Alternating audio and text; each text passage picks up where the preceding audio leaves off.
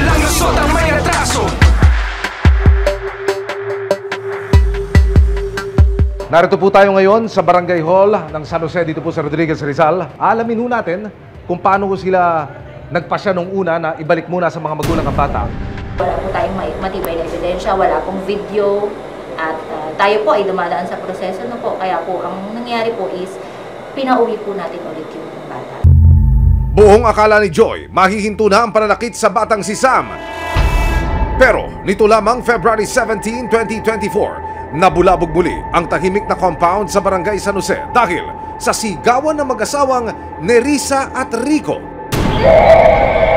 Narinig din nilang umiiyak ulit ang paslit.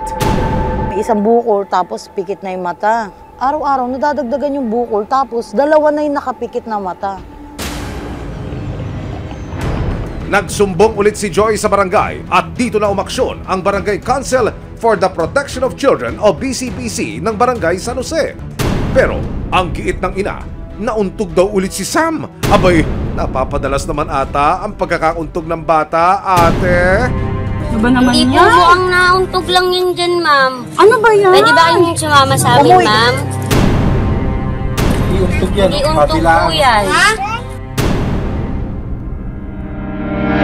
Inimbitahan ng barangay ang ina ng bata na si Nerissa, pero wala si Rico na siyang tatay-tatayan ni Sam.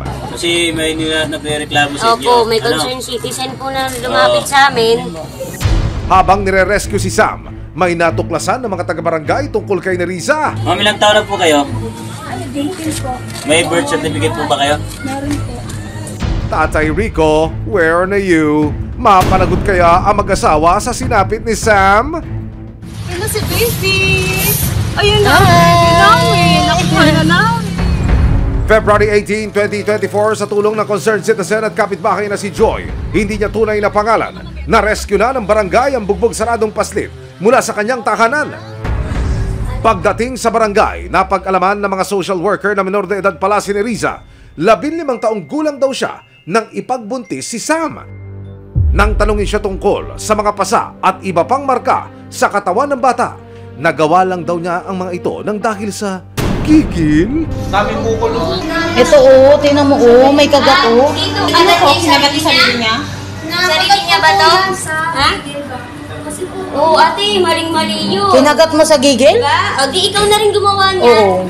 At dahil sa 17 taong gulang pa lang si Nerissa, ipinatawag ng barangay ang kanyang ina na itatago namin sa pangalang Lola Evelyn. Unang beses daw niyang nalaman ang kalbaryong sinapit ng kanyang apo sa kamay ni Nerissa. Dito lang po. Dito tapos ito po brownie black ay talaga as in to. Alos pikit na po yan. Di naman po makakita. Ito, inamin naman po ng anak kong babae na pinaso ng kato.